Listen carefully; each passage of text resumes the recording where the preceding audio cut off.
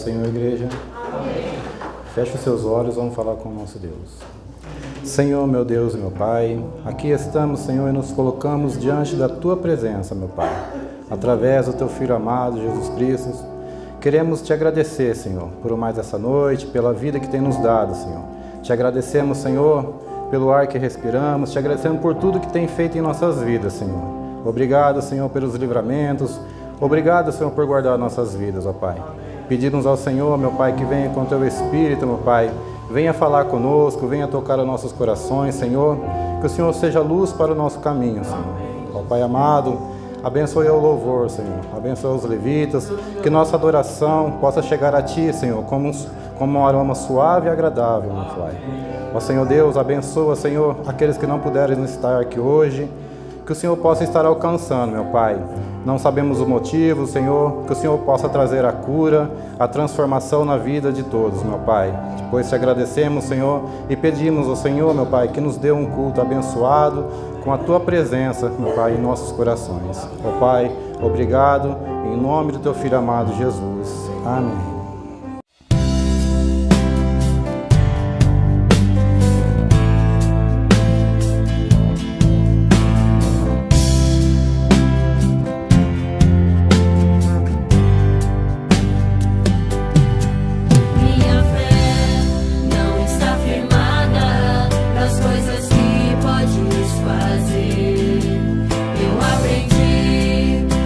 Adorar pelo que é.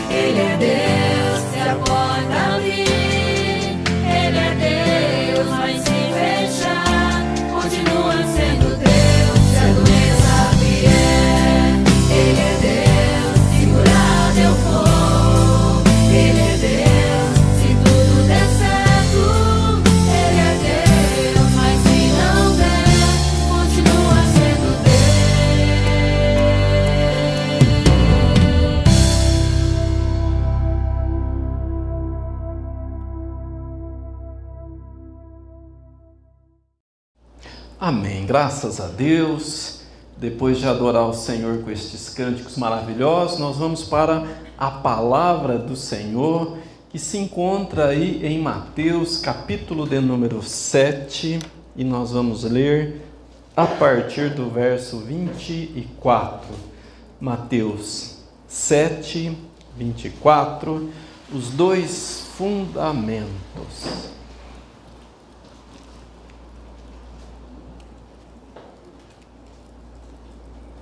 Diz assim a palavra do Senhor: portanto, todo aquele que ouve estas minhas palavras e as pratica, será semelhante ao homem prudente que edificou a sua casa sobre a rocha. Desceu a chuva, transbordaram os rios, sopraram os ventos e deram contra aquela casa. Contudo, ela não caiu, porque estava edificada sobre a rocha. Aquele que ouve estas minhas palavras, mas não as cumpre, será comparado ao homem insensato que edificou a sua casa sobre a areia.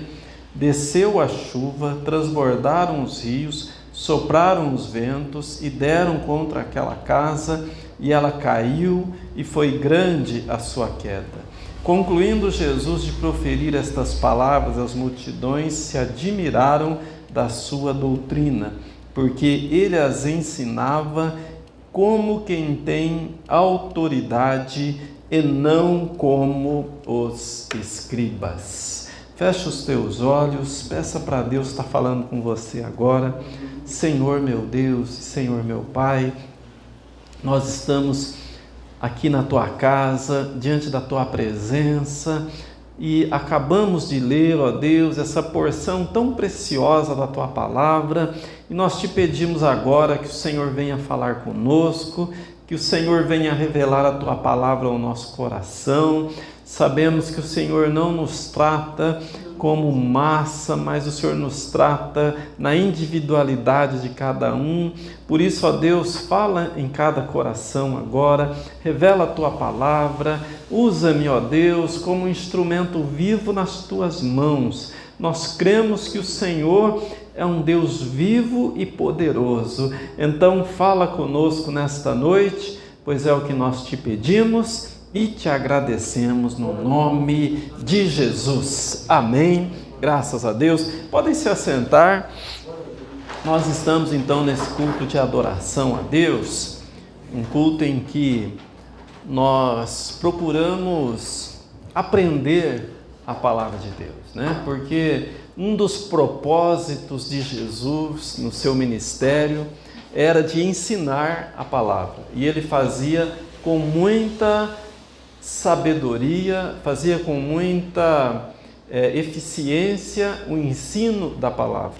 E nós estamos aqui, nesse texto que nós lemos, é a conclusão do maior sermão de Jesus, o mais importante, segundo os estudiosos, que é o Sermão da Montanha, né? Você veja que começa aí no capítulo de número 5 de Mateus, né? Começa aí com as bem-aventuranças, e aí o Senhor ele vai discorrendo sobre vários assuntos, não é verdade? Assuntos importantes para a nossa vida espiritual, e ele vai então ensinando, falando sobre vários assuntos. E quando chega no final do seu sermão, no final dos seus ensinamentos, ele faz um fechamento, então, com esse texto que nós lemos, né? Que são os dois fundamentos. Então, ele finaliza dizendo, olha, o homem que é sábio, o homem que é prudente,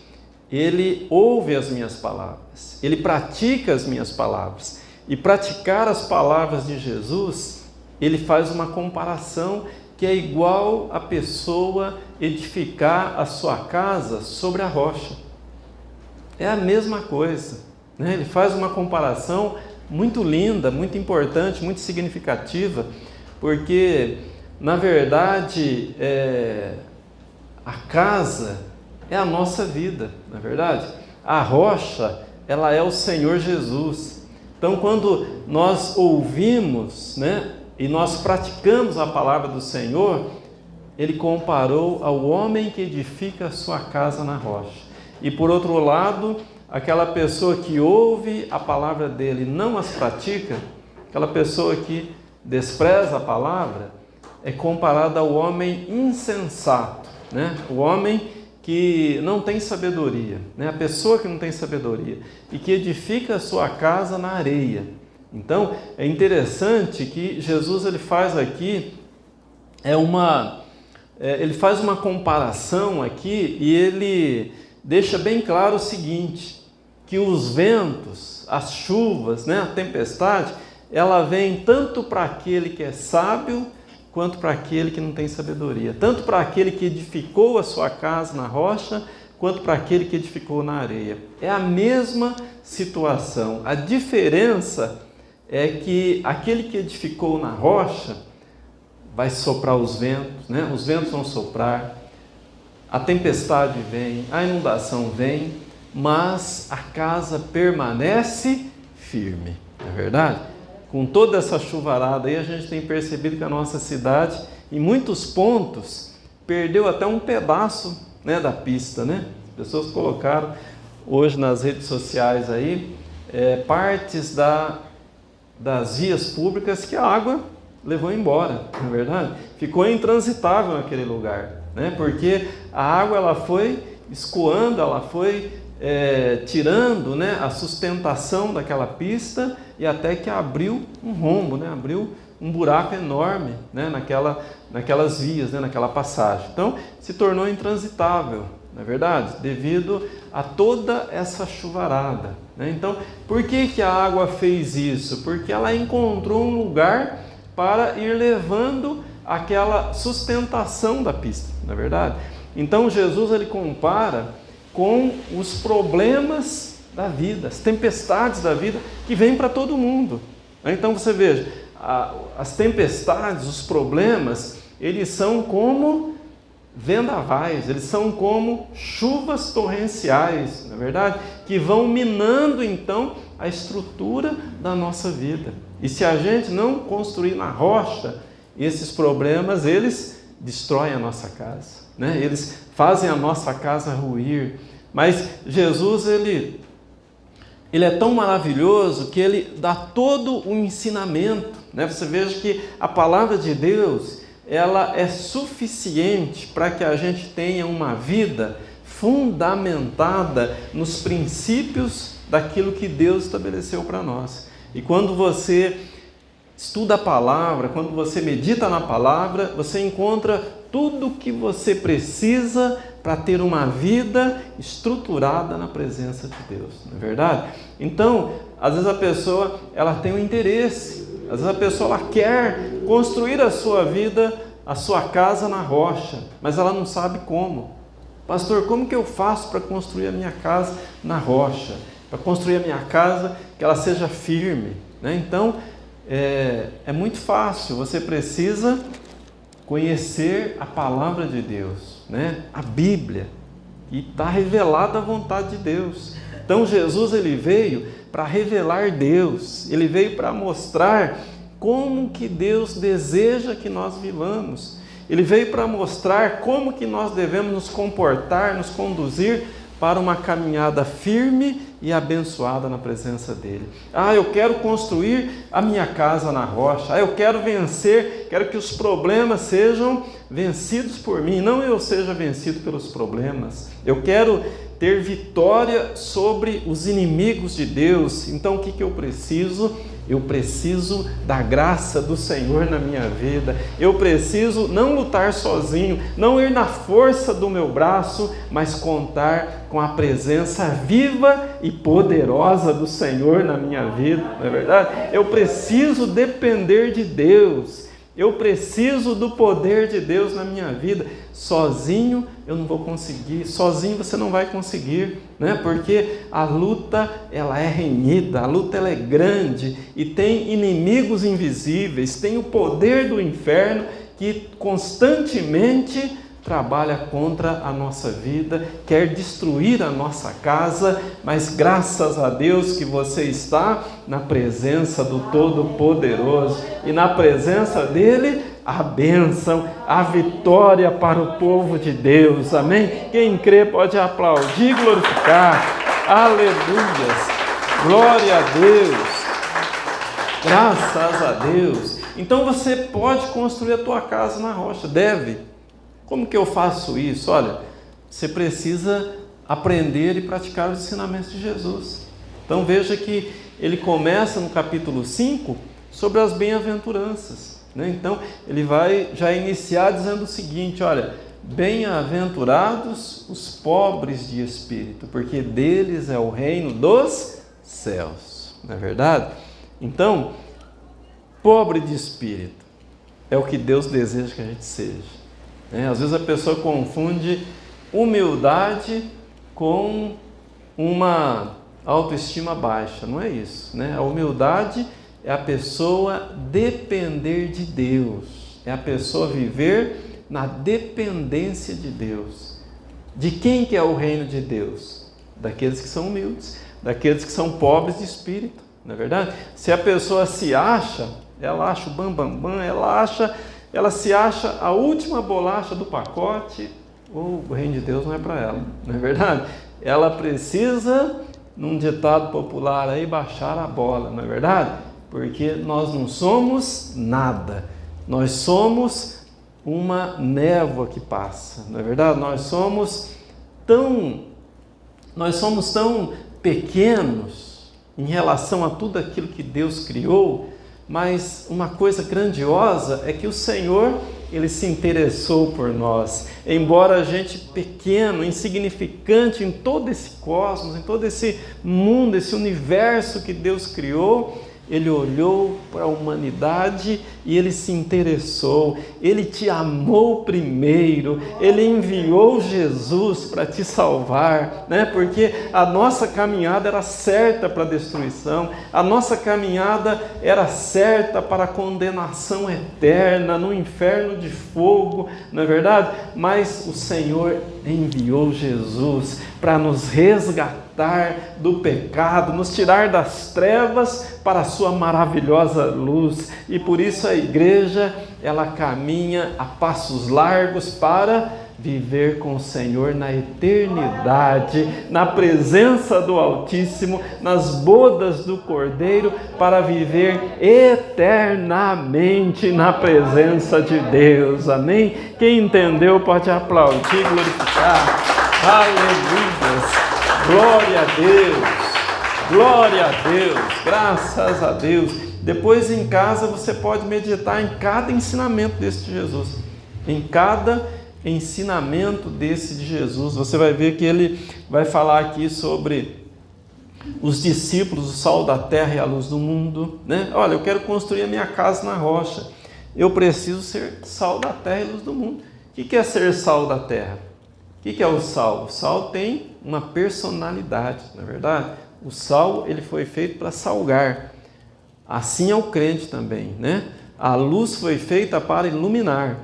O crente, ele foi feito para dar um tempero nesse mundo, não é verdade? Para ter personalidade nesse mundo, não para ser um Maria vai com as outras, né? O crente que é um Maria vai com as outras, ele não estrutura a sua vida, não estrutura. Então, Jesus, ele disse, olha, vós sois o sal da terra.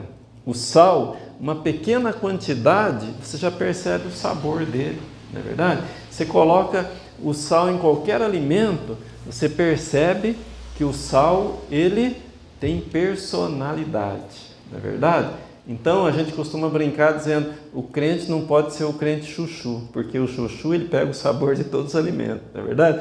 O crente precisa ser o sal da terra. Aonde colocar o crente, ele tem personalidade, ele é percebido, ele não é parte da massa e não se envolve com a massa a ponto de ninguém perceber ele. Pelo contrário, ele é conhecido, ele tem personalidade, ele dá sabor, ele dá tempero, o sal dá equilíbrio, e é isso que o crente precisa ser, equilibrado. Sal da terra e luz do mundo, não é verdade? A luz de nada adiantaria se ela tivesse escondida.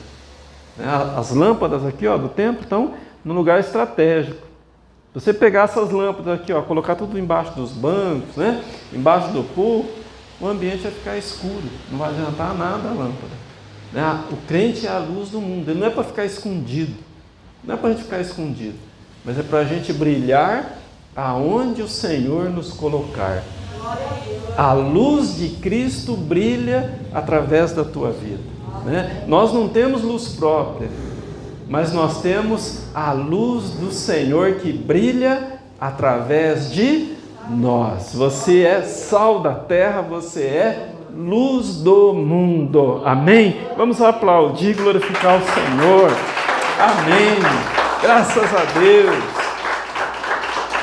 Então o Senhor, Ele deu aqui ensinamentos importantíssimos para a gente ter uma vida estruturada na rocha, não é verdade? Ele ensinou aqui sobre o assassínio, né? Então ele fala assim, olha, no verso 21, capítulo 5, ouviste que foi dito aos antigos, não matarás, e a quem matar estará sujeito a julgamento. Eu, porém, vos digo que qualquer que sem motivo se encolerizar contra seu irmão estará sujeito a julgamento, e qualquer que disser a seu irmão raca estará sujeito ao sinédrio, mas quem disser tolo estará sujeito ao fogo do inferno.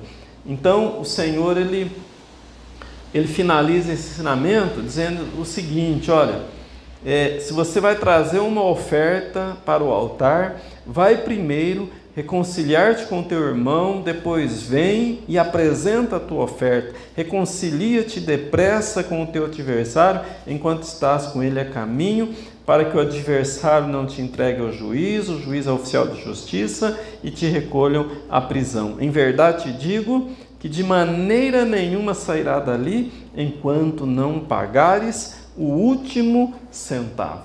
Então é interessante nesse ensinamento de Jesus, que ele pega a lei de Moisés e ele dá um espírito na lei, não é verdade? A lei de Moisés dizia, olha, não matarás. Aquele que matar, ele está quebrando o mandamento de Deus, não é verdade? Mas Jesus viveu numa época em que tinham muitos religiosos hipócritas. Eles não matavam as pessoas, literalmente falando, mas eles tinham um coração cheio de rancor, cheio de ódio, cheio de amargura, mas eles não matavam.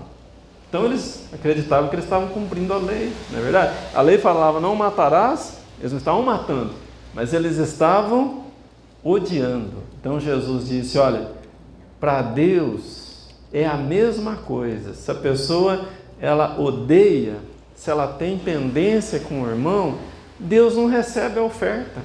O que ele está ensinando? É como você vir para a igreja adorar e você vir aqui prestar o teu culto, mas o teu coração está amarrado, teu coração está amargurado, você não libera perdão, você precisa resolver uma situação com alguém, mas você não consegue resolver, você está na amargura, você está segurando e não está liberando perdão. A Bíblia diz, o Senhor está ensinando aqui, olha, a tua oração não passa do teto. Deus não vai ouvir a tua oração. Deus não vai receber a tua oferta. Deus não vai receber a tua adoração. Precisa resolver essa situação, não é verdade? Precisa procurar a pessoa e naquilo que depender de você, ter paz com a pessoa, né? Liberar perdão, ter uma vida livre de qualquer impedimento, porque isso impede a nossa fé. Às vezes a pessoa fala, mas não estou matando, não estou adulterando, não estou roubando, mas às vezes ela está com raiz de amargura no coração, não é verdade? E isso atrapalha. Isso é como construir a casa sobre a areia, não é verdade? A tempestade vem, os problemas vêm e a fé, ela rui, ela é abalada, né? Então, Jesus está dando um ensinamento muito importante. Nós temos que ter a nossa vida liberada, em paz com as pessoas, em comunhão com Deus, em comunhão com a igreja e viver de forma abençoada, né? Então aqui ele vai ensinando, né? Você vai ver, ele vai ensinar sobre o adultério no versículo 27, ele vai ensinar sobre o divórcio, sobre os juramentos, sobre o olho por olho, sobre o amor aos inimigos, no capítulo 6, sobre a prática da justiça, a oração, vai ensinar a oração modelo, né? Ele vai falar sobre o jejum, os tesouros no céu, a luz e as trevas, os dois senhores, para que a gente não ande ansiosos, o juízo perante a Deus, não deis aos cães as coisas santas, os dois caminhos, os falsos profetas, e depois ele vai falar sobre os dois fundamentos, né? Então, olha, é importante que a gente entenda o seguinte: o Evangelho, ele não é para a pessoa perfeita. Não é para a pessoa perfeita. Às vezes a pessoa fala, lá na igreja eu vi uma pessoa lá que não tem um bom testemunho, então não vou naquela igreja. Meu irmão, a igreja está de portas abertas para todos. Jesus disse assim, olha, eu não vim para os sãos, eu vim para os doentes. A igreja está de portas abertas para aquele que precisa, para aquele que quer ter uma vida santificado na presença de Deus. O que não pode é a pessoa vir para a igreja e ela continuar a mesma vida que ela tinha no mundo, não ter transformação nenhuma, não ter mudança nenhuma. Aí o evangelho está errado, não é verdade, na vida da pessoa, né? Porque o evangelho, o que acontece com o evangelho na vida da pessoa? Ele transforma, ele muda, ele liberta, ele transforma a pessoa numa pessoa melhor, não é verdade? Ele não deixa a pessoa como ela estava, né? Então, a gente costuma até dizer aqui, olha, se a pessoa ela vem com vícios, ela tem que ser liberta. Ela não pode estar na igreja, né, há tantos anos já e do mesmo jeito, né? Porque o poder de Deus, ele liberta, ele cura, ele transforma, né? Então, vem para a igreja o viciado, mas ele é liberto. Vem para a igreja o que estava na prática do pecado, mas aquele é liberto. Por quê? Porque o poder de Deus, ele transforma. Já não somos mais os mesmos, somos novas criaturas, transformadas, lavadas e remidas no sangue do Cordeiro, não é verdade? Então, a lei, a Bíblia diz, ela não transformava.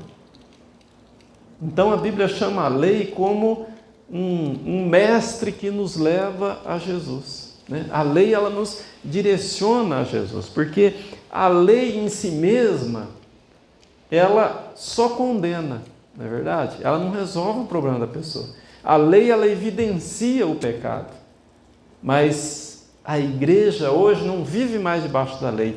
A igreja hoje vive debaixo da graça. O que é a graça? É o favor imerecido de Deus. Nós não merecemos, mas Deus nos deu a graça, nos salvou, nos santificou, atribuiu a nós uma justiça que só Jesus tem, atribuiu a nós uma santidade que só Jesus tem, não é verdade? E por que Ele fez isso? Porque Ele nos ama com um amor sem igual, não é verdade? Então, nós não somos perfeitos, mas nós estamos firmados naquele que é perfeito, né? Nós não somos santos, mas nós estamos firmados naquele que é santo, santo, santo, né? Nós não somos justos 100%, mas nós estamos firmados naquele que é a justiça nossa, e o nome dele é Jesus, amém? Pode aplaudir, glorificar, aleluia,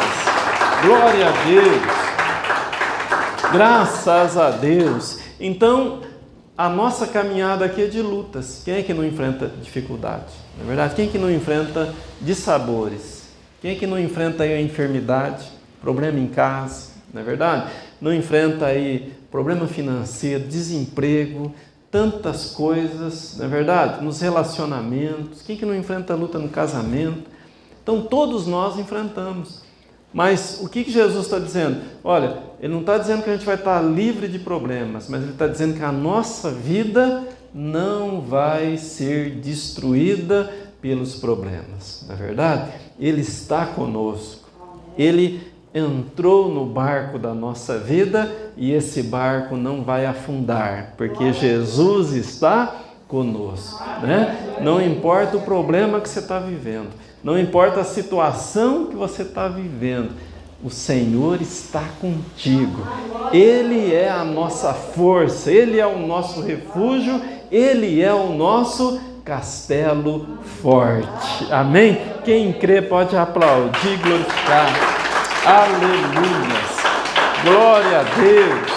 Graças a Deus, graças a Deus. Então nós temos que detectar esses inimigos, não é verdade? Que querem derrubar a nossa casa. Então você veja, o inimigo ele trabalha com esses enganos, né? Ele vai trabalhar com esse engano. Ele não pode fazer nada na vida de alguém que está fundamentando a cada dia a sua casa na rocha. Então essa casa que Jesus está dizendo aqui, ela é construída todos os dias, não é verdade? Todos os dias você está construindo a tua vida na rocha, todos os dias. Então, cada dia você está pondo lá um tijolinho, cada dia você está fundamentando a tua vida. Tem gente que se engana pensando, olha, eu vim para a igreja, aceitei Jesus, agora acabou, já construí tudo que tinha que construir. Não, cada dia você está construindo, cada dia tem que derrotar um demônio, não é verdade? A gente brinca, fala assim, ó, derrota um demônio hoje, já deixa o outro pendurado para amanhã, não é verdade? Porque tem demônio todo dia para a gente lutar, não é verdade? Tem inimigo todo dia para a gente vencer. Então não é uma coisa resolvida. A salvação ela é ponto final. Você recebeu salvação, está salvo. Mas a libertação ela é constante. Todos os dias a tua vida tem que estar sendo fundamentada em Deus, não é verdade? Então nós temos que trabalhar com esse material que Deus vai nos dando. Porque o diabo também dá material, sabia? O diabo também lhe oferece a mentira. E aí a pessoa vai fundamentar a casa dele na mentira?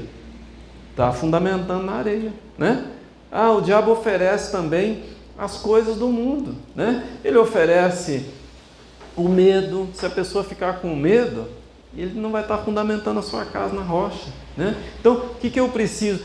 Para cada material desse que Deus vai oferecendo e que o diabo também oferece, cabe a mim fazer a escolha, né? E aí eu vou, todos os dias, eu vou então escolhendo aqueles materiais que Deus vai oferecendo para mim, né? Então, eu quero fundamentar minha casa na rocha.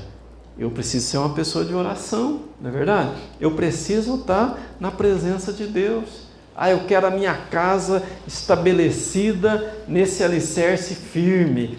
Eu preciso estar consagrando a minha vida todo dia, buscando a Deus todos os dias, não é verdade? Então, esse material, ele está disponível para nós. Está disponível. Depende de cada um de nós. A gente vai fazendo, então, as escolhas. Você veja que muita gente estava na igreja, hoje está no mundo. Por quê? Escolhas erradas, né? Foi escolhendo aquilo que o inimigo ia oferecendo. O inimigo oferece e ele tenta nos convencer que esse material é bom. Esse que é o problema, né? Às vezes a pessoa ela cai na conversa do inimigo, assim como Eva caiu, assim como Adão caiu. Então você veja, ele não oferece um material ruim. O material dele tem um bom marketing, tem uma boa propaganda, não é verdade? Mas é um material frágil. Quando a pessoa fundamenta a sua vida nas coisas que o inimigo oferece, ela está fragilizada.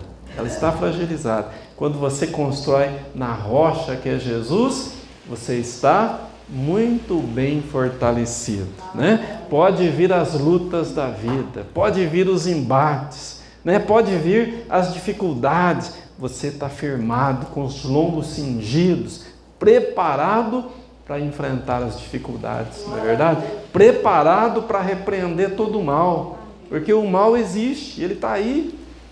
Mas qual é a nossa posição? Ficar aceitando? Não. Repreende em nome de Jesus, não é verdade? Tem um irmão aqui da igreja que é até engraçado o jeito dele contar.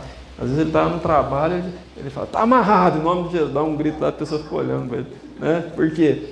Porque às vezes o inimigo está ali, olha, trabalhando, e a pessoa tem que repreender mesmo, né? Tem que expulsar mesmo, porque o inimigo está trabalhando e de uma forma sutil, de uma forma às vezes que a pessoa acha que é a circunstância, acha que são pessoas, não consegue ligar que aquilo é uma ação do inimigo, não é verdade?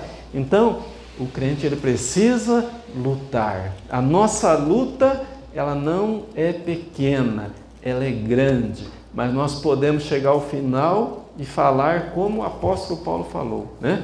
Que ele combateu o bom combate, ele encerrou a carreira e ele guardou a fé. Que bênção a igreja poder chegar nesse estágio que chegou o apóstolo Paulo, não é verdade? Combati o bom combate. Nós estamos hoje combatendo o bom combate, né? Por que é bom? Porque a vitória é nossa, em nome de Jesus. Amém? Quem crê pode aplaudir e glorificar. Aleluia.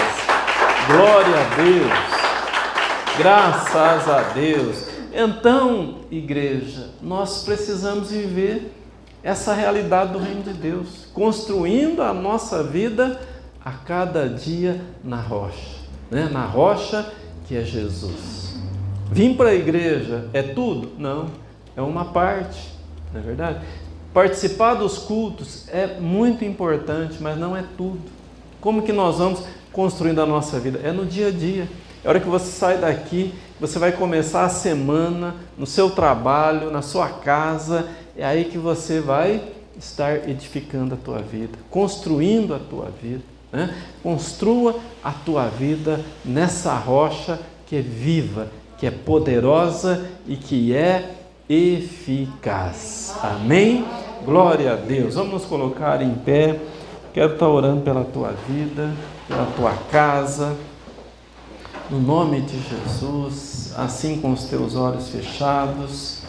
Aleluias. Poderoso Deus, Pai amado, tua palavra, ela é linda, Senhor. Ela é poderosa. Ela nos ensina, ó Deus, coisas preciosas, meu Pai. E como nós vemos hoje tantas pessoas fragilizadas, tantas pessoas que estão sofrendo, ó Deus, com medo do amanhã, sofrendo, ó Pai, inseguras, fragilizadas, precisando, ó Deus, às vezes de um tratamento, precisando às vezes de uma terapia, porque a sua vida está como que numa corda bamba, não há uma firmeza, não há uma estrutura. Por isso, Senhor Deus, a tua palavra é tão importante para as nossas vidas, porque o Senhor nos ensina a construir a nossa vida sobre a rocha.